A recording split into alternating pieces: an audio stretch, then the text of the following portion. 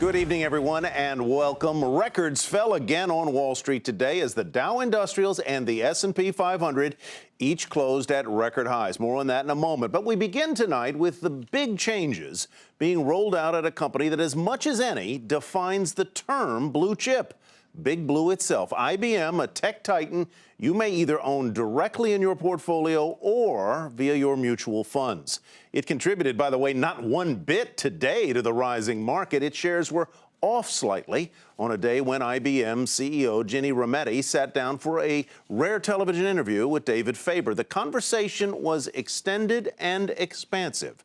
And David Faber joins us now from New York City. David, good evening. It was a long interview. I don't think I'd ever seen her on TV before. In fact, you would be right in that, Tyler. I don't believe she has been on TV, certainly not with us. Almost 2.5 years into her tenure, Rometty has chosen to focus on clients, customers, of course, being those clients, and employees. But she does seem to finally be willing to sort of try and communicate the transition, a significant one that this giant company is undergoing. $100 billion in revenues, 430,000 employees around the world, but not a lot of growth. I asked her, how are you going to get growing?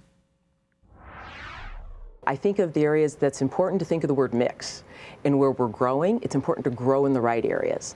So around data, 16 billion, up 9%. Around cloud, in fact, we ended last year at almost $4.5 billion, high growth, up 69%, up over 50% in the first quarter. And in this whole area of engagement, social, mobile, and security, because to enterprise clients, this is going to hang in the balance, security. So important to have growth in those areas. Software sales, an important part of this company. I think $29.1 billion. But again, to this question of growth, which is a key one, certainly for so many people. I believe the software business grew 1.4% in 2013. Slower than worldwide software sales, slower than some of your key competitors as well. Do you believe that that is cyclical, or is that something that we can expect to only be a slow growth business? Yeah. Oh, no. Look, you have to, when you look at our software business, just like all of these big businesses, they contain two pieces of them. They have a piece that is very high growth into these growth initiatives, and then the part where we do mission critical work for clients, these core franchises, which are reinvented. They are a wonderful source of value to clients, profit for us, right, in order to reinvest in the business. You've been running the company now since January of 2012. Yep. IBM has successfully reinvented itself any number of times. Even, in fact, 100 years ago when Watson Sr. took over, yes. I think reinvention our founder, even began. Yep. It's an enormous organization. It is. 430,000, 440,000 employees. What gives you the confidence that you can actually do what you need to do in terms of, to use your word, reinvent? I have unwavering confidence. It is, to me, is very clear, and part of it is a very clear strategy, and I have got a world of confidence in the people in this company. I mean, this is, at its heart, it's an innovation company. It's not a product company, it's an innovation company. They have reinvented before, we've moved the talent, we've moved the investment, and they reinvented again. To those who would say, well, why not invest more? Why not do a bigger acquisition? Why not spend even more on R&D to make sure that that free cash flow generation that you're relying on in the future to continue to fuel that repurchase is actually there? If we needed more, we would invest more in other areas. So I feel very good that we've allocated capital to where it returns, right? And so big acquisitions that don't return, big acquisitions that fail, that's not a good thing to do. And so I feel do big acquisitions. We're entrusted. You do smaller acquisitions. Yeah, several billions is a big size for us. But IBM does not do the big acquisition. Why is that? By design, actually. I mean, and we have done, boy, in the last decade, 150 acquisitions. So we are very much a serial acquirer, but very clear about do them in strategic areas. Intellectual property goes into our global distribution system, so it's very efficient. And we always do them around a core of a strategy. And of course, they also are doing a lot of divestitures. In fact, $6 billion worth of revenues during Rometty's tenure so far. That will actually be the case when they complete the sale of their low-end server business to Lenovo, Susie.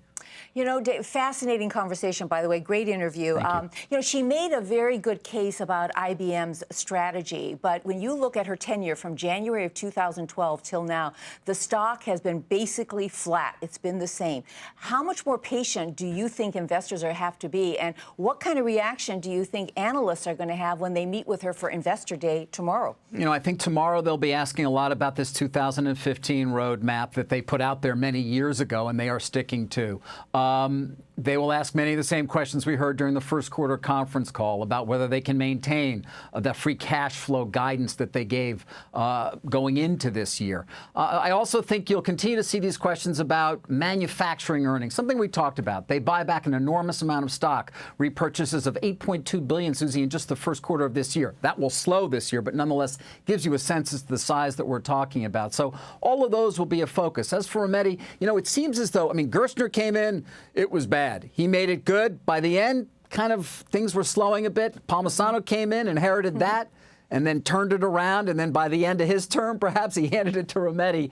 Hopefully, or at least in the eyes of customers and shareholders and employees, she'll have the same kind of arc to her career there.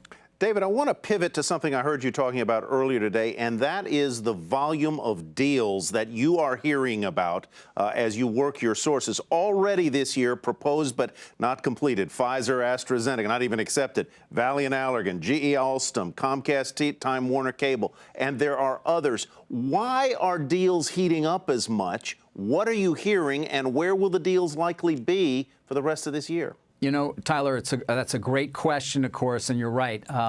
We've been waiting for a wave of M&A for many years, and it hasn't really come, given extraordinarily low borrowing costs. What typically is a very positive response from shareholders of an acquirer, meaning the stock price goes up, and relatively strong equity markets, certainly if you want to use your currency, yet very few deals until now. I can tell you, in speaking to the bankers and the lawyers and other people who work on these transactions, they are as busy as they have been in many, many years. It's my expectation we will continue to see announcements, even perhaps some hostile deals, the likes of Valiant and Allergan, which we don't typically see. It's all about confidence, Tyler. When you get CEO confidence moving in the right direction and a relatively quiescent equity market, meaning not too up but not too down, you start to really lay the groundwork for future deals. And when one company does it, another feels they may need to respond. And that is certainly inspiring a lot of investors that all these big deals are happening. David, thank you so much for coming on the program. Really appreciate it, and great interview once again.